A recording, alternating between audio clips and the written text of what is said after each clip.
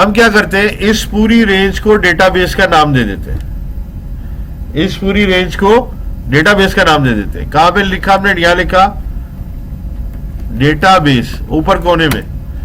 इस रेंज का नाम दे देते हैं क्राइटेरिया।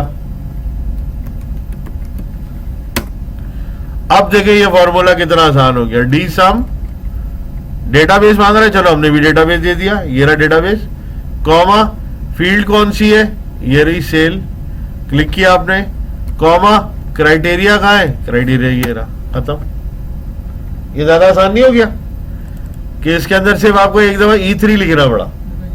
बल्कि आप ये भी कर सकते हैं कि भाई सेल वाइल चाहिए था ना, इसको सेल्स कर दे, वही नाम कर दे, लेकिन ये सेल मेरे ख्याल से हुआ है। देखिए उसने जंप किया, वहां पे ले गया आपको जहां सेल हुआ था, तो इसका नाम कुछ और रख देते हैं, सेल्स 1 कर देते हैं, सेल्स 1।